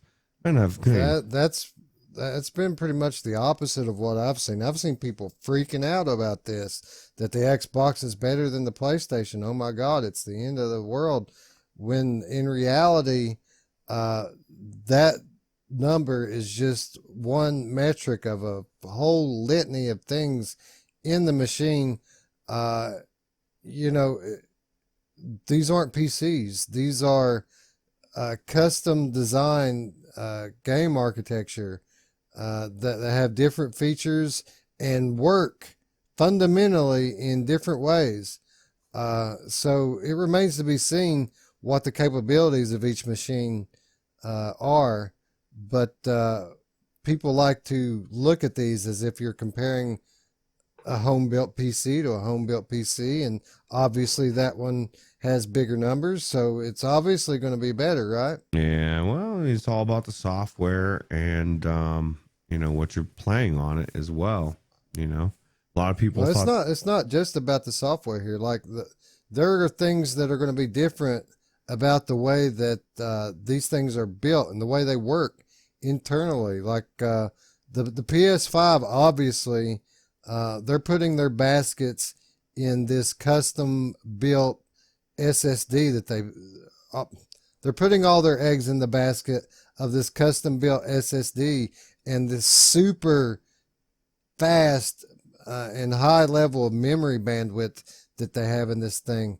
It's just nuts what they're going to be able to do with this, or what they claim that they're going to be able to do with it. And I think that that's the real interesting thing with this is they've put some cool new innovations into this hardware, but at the end of the day, it's going to come down to what the devs do with it, right? Yeah. Well, my point is, as far as software goes, is was just to the point of the last series. Didn't matter if the Xbox One X was more powerful or not than whatever. The games weren't there. If you don't have the exclusives, I don't care if you have the best console in the world.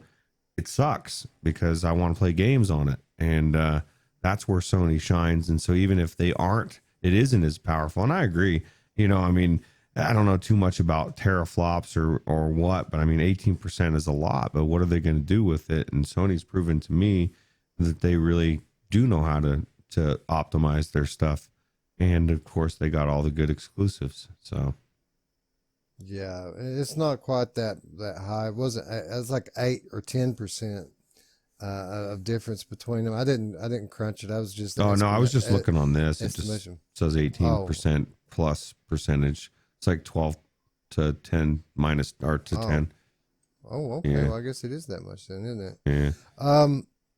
But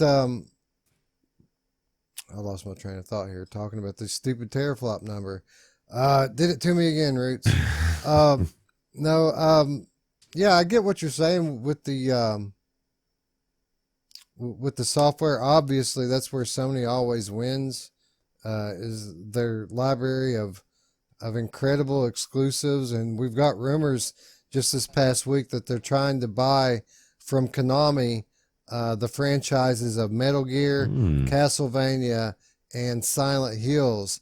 And rumor has it that they've got Hideo Kojima on board with redoing the Silent Hills project. Wow. You know, that gave us PT.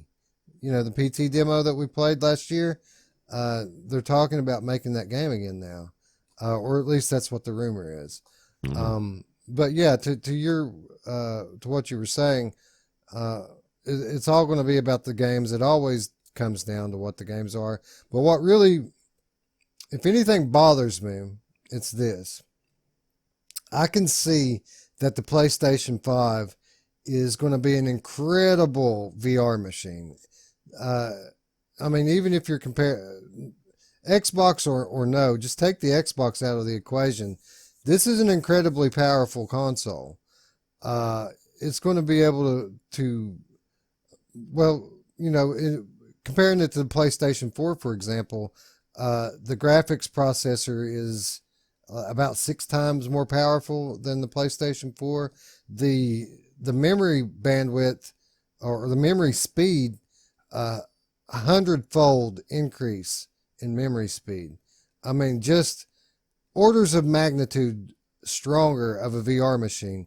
And when you think about what they did with the PS4, and then you think about what they're going to be able to do with this, mind blown, right? Yeah. Now, this is what bothers me. Now I look over to the Xbox machine and look at those numbers and see that it's even more well equipped to run VR.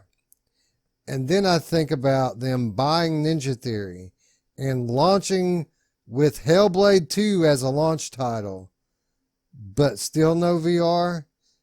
That pisses me off. Yeah. Yeah. It's pretty much blasphemous bullshit, right? It's like, what are you doing, Xbox? You're trashing, you're wiping your ass with a amazing game and then just throwing it off on the ground. I don't know.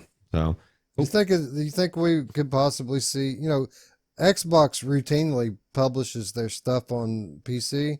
Do you think we could see a VR version of Hellblade on PC maybe? I don't see why not. Like, I mean, if Sony's doing it, why wouldn't Xbox, who already is in the PC market, do it, right? If they can maybe come out and do an exclusive for PC, you know, that doesn't go to Sony or whatever on the VR. I don't know. It'll be interesting to see. But, you know, one thing that I have to ask your opinion. What do you think about the news? And this, I just saw a quick blip on it, and I don't know exactly what it means per se, but it seems like Sony's backtracking a little bit on their backward compatibility with games. Because now when it was initially announced, they made it sound like it was going to be across the board. Now they say over 4,000 titles. And I guess that they didn't specifically say it was going to be all, but it just seemed like it was universally said, oh yeah, they're just going to be backwards compatible. And now we're finding out that not every game is going to be backwards compatible. And well, the way that they talked about this during the talk the other day, it pretty much, yeah, they're pretty much going to cover everything that was on PlayStation 4. They never promised like the PlayStation 3, 2, and 1 games. Not yet. That's all been speculation. But when it comes to PlayStation 4, they said that they anticipate that they may come across a title or a few titles that the new machinery is this so advanced and so much faster that it somehow would kind of fuck up the way that the game runs, and it might cause it to glitch out. So basically what they're doing here is they're testing every game before they allow it to be played on PlayStation 5.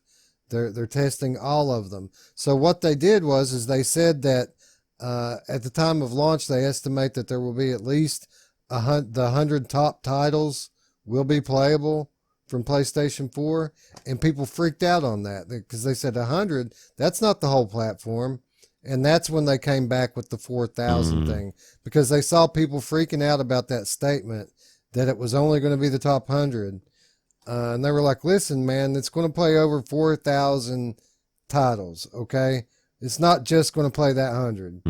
But the whole thing is that they're testing them before they release it, because they do think that there might be a few that just won't work. Yeah, well, that's kind of curious, kind of interesting.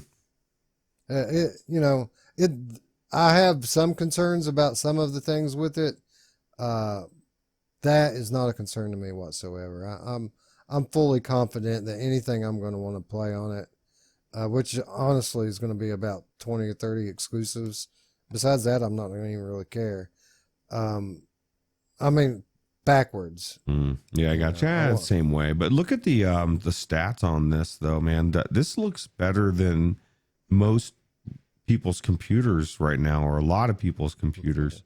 Even just so many people coming into VR trying to play with 8 gigabytes of RAM of DDR5 RAM, not DDR6. I just think like you said, it's going to run phenomenally. And, right. And again, stats are deceiving in this. You can't make the mistake of looking at this as if it were a PC built with these stats, because these machines, PlayStation 5 specifically, is a custom built architecture. This isn't going to work like a PC. Like the CPU and GPU are going to work together. What's it called? The variable boost technology, variable clock speed system, which allocates frequency between each based on the current workload. So basically what that means is this thing is being built specifically so that CPU intensive games, the machine will tailor the performance to that, and GPU intensive games will shift to that side. So the computer and the graphics chip in this are going to work together in a way that isn't possible in PCs, because it's being built specifically to be a gaming machine, and to work, to do that, to play games, basically. Wow, sounds good. It's a custom RDNA2 graphics processor that's put into it. From what I'm hearing, the graphics chip in the PlayStation 5 at boost is orders of magnitude faster than anything that's ever been in a console before. Wow. Yeah, and the teraflop number, where the discrepancy comes is there's more cores in the Xbox one. So there's like 36 in the PlayStation one. There's like 50 some cores in the Xbox one. So that's where that teraflop differential is coming from. But as far as like the speed of the processor or the graphics chip specifically, at boost, the PlayStation 5 cores are going to operate at a higher frequency. What really intrigued me, and there's, I don't want to sit here and go through the whole Cerny thing. It'll probably be even more boring than when he did it. But the thing that really got me excited about his talk was how much of it focused on 3D audio. And, I can sit here as a layman and try to explain these custom gaming architectures that, and why consoles are special compared to PC all day long. I'm not going to do a very good job of it. But what I can tell you is he spent a large amount of this presentation talking about the way Sony has invested in revolutionary 3D audio technology. They're planning on implementing audio technology here at Roots that's beyond anything Dolby's ever done or anything. And basically the way that again, from a layman, what they're doing here is they're putting microphones pretty much in people's ears, and they built this rig with hundreds of different points in space to fire sound at the person's head, and they're studying 3D audio on the magnitude of, whereas before you may have been talking about 10 or 20 different points in space, they're going from that to now hundreds of different points in space, and they're trying to take into consideration individual differences in people's ear canals and tailoring the audio experience to each individual person based on what kind of speakers you're using, how your ears are shaped, and again based upon synthesizing hundreds of different points in space around you. And what makes this so exciting to me is I'm a VR player. 3D is what I'm all about. And, you know, the 3D audio in VR games already blows me away, but they're talking about a multi-generational leap in 3D audio technology, and that has really got me excited. Yeah, that's crazy. What do you think the thought or the chances are that we are witnessing the birth of the console master race? Bam. Oh. Not a chance. Oh. Not a chance, because, you know, to dumb it down, basically the point I've been trying to get across with the consoles here is they get more out of these numbers than a PC would get out of these numbers. And I can't say whether or not the Xbox is going to be more well optimized or the Sony is. But my whole point with that is a well optimized 10 teraflops could outperform a poorly optimized 12 teraflops. It just depends on on the architecture of the hardware and how the developers use it. That was basically my point with that. But, you know, I think realistically that we're going to see VR performance from the PlayStation 5 on par with PC for a short period of time. And then PC is going to pull away again based on just pure power of the new products that come out. I mean, PC is always going to have the advantage of being modular, and you can just pull things out and put things into it. But I do think that there's a lot to be said for new technologies like the audio thing I was just talking about, and the custom SSD that I was just talking about. The SSD they've got in the PlayStation 5 smokes anything that's in any of our computers right now. Wow. And that's just the truth of it. This is another thing that I was really happy about. A lot of people speculated that Sony was going to set up some kind of a cartridge thing so that if you wanted to add a drive to have more storage, that you're going to have to buy like this custom made thing from Sony. And they actually went the opposite direction here. You're going to be able to buy off the shelf SSDs, NVMe SSDs, and plug them into the back of your PlayStation. Oh, God. How here's easy the catch. is that? Here's the catch with that.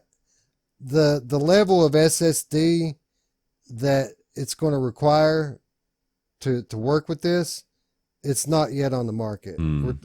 We're talking about PCIe version 4 NVMe SSDs.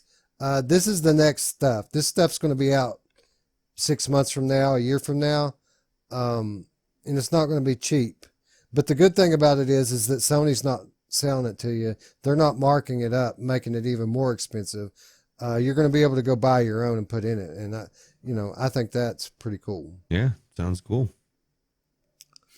But anyway, I don't want to rail on too much about this, pure hardware stuff, because most of our audience is PC based, and they're going to look at it from a PC perspective anyway, like it's a PC with these stats, and they're going to underestimate it anyway. They're already offended. You've already offended them by bringing up anything that's not PC anyway. So yeah, I offend them on a weekly basis. But things to look out for from PlayStation 5 from a hardware perspective. The audio is the big thing for me. The new SSD technology, a big thing. hardware accelerated ray tracing. So when I talk about how these processors are custom built just for gaming, they've got ray tracing features hard baked into this thing. That's something that we're going to see in the next generation out of this. I'm not going to talk much about their geometry engine because I don't really understand it well enough to talk about it. But just to dumb it down for put it in flat terms, they're claiming 4K gaming up to 120 frames per second. That's pretty impressive, even by today's PC standards. Yeah. Yeah. Well, it makes you wonder though. Is that like on Ultra? Everything's turned up, or I guess I wouldn't say. I'm quite sure that that's all the way up. I mean, those are fucking crazy numbers for PCs right now. So yeah, I mean, I don't think I could push 4K 120 and sustain it on my 1080 Ti right now. I don't. I could probably get 4K 60 out of it, but 4K 120 is it's a lot. Yeah, it's up there. Yeah. Yeah. Anyway, I think PS5 is going to be an absolutely awesome console VR experience, and I expect that the things that people are freaking out are largely, as usual, overblown. Yeah, and they'll go away, and then they'll say, "Oh shit, we should have never freaked out about that," and they'll freak out about something else. And as far as Xbox goes, my whole beef with them is they're not carrying VR. How could you call your console a next generation if it's not going to carry VR? Yeah, Phil Spencer. Anyway, maybe they'll change their mind. Maybe. I think they will. So as soon as they get their console kicked into the dirt because PlayStation comes out and everybody's loving it, Oh, dude, everybody's going to buy Xbox now, man. They have 2 more teraflops. Oh, that's right. And they've got Hellblade. They got 1 exclusive.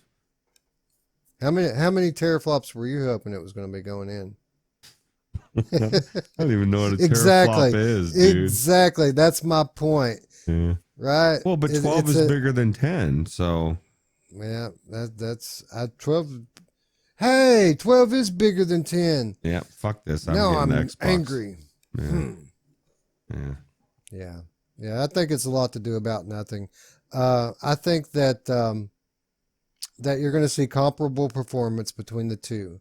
I think if developers use the audio stuff that Sony's put all this time and money into, that it's going to be amazing. But it remains to be seen if developers are going to be able to do that. Here's what's for sure: that the next generation Sony first-party exclusive VR games that use this stuff, they're going to be amazing, right? Yeah. The ones that Sony makes that use their new technology, it's going to be next level crap, right? Yeah. Well, and maybe we finally see the end of load screens completely.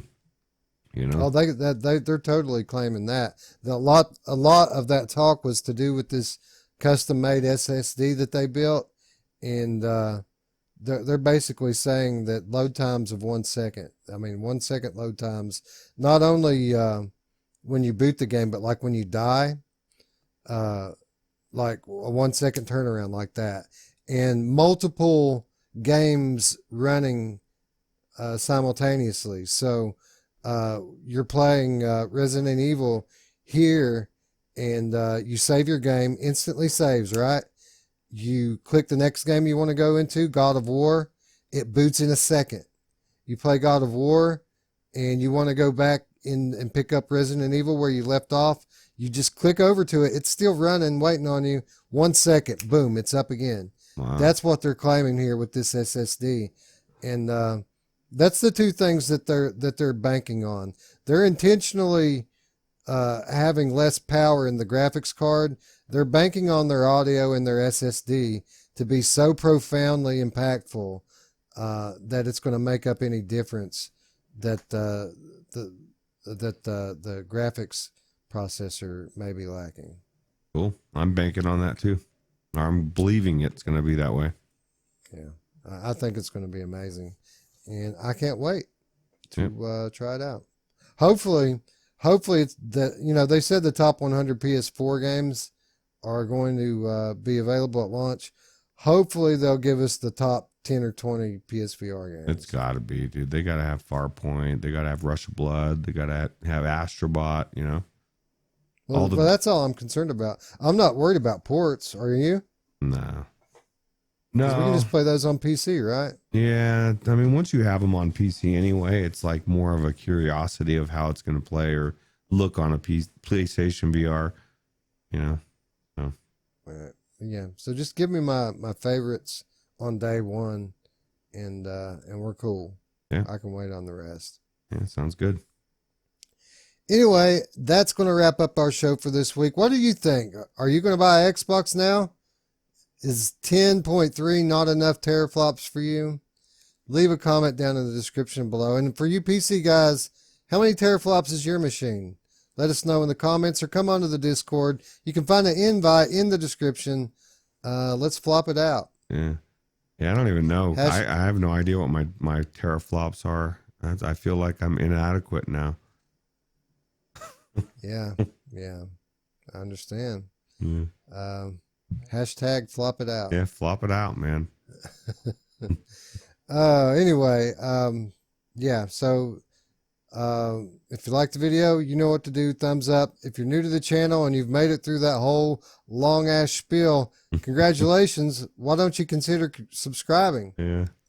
Click that bell, because let me tell you something. The next time that bell goes off, we're going to be talking about Half-Life Roots. Yeah, you don't want to miss that. That's for sure. And that means when that happens, that means we've actually played through some of it. And my life is complete. I've done everything in my life I want to do. And I don't want to die. But if I do, I'll be okay. So. Let me ask you something. What do you think is the minimum amount of teraflops that it would take to run Half-Life ALYX? See, and that's how ridiculous it is, because I honestly can't tell you. I can't tell you what my computer's teraflops are or what it would take. And so for anybody to get up in arms, it's either they really do know what they're talking about or they're just blowing shit up their ass. They have no idea. I have faith that somebody. Who's our console stats guy? We have one that's really into that sort of thing. It's escaping me who it is at this. Simplex. Simplex is going to tell us all about what these teraflops mean and how significant it is or insignificant. He's going to let us know in the comments below. Yeah, sounds good. Thank you, Simplex. Anyway, yeah, thank you, Simplex. Thank you for keeping us on point with the T-flop discussion. Anyway, with that said, friends, we would like to once again thank you for watching. And for Roots, I'm Wes. We'll see you Wednesday-ish. Yeah, somewhere in there. Look at Vader, man. He's so cool. Take it easy. Bye-bye. Yeah.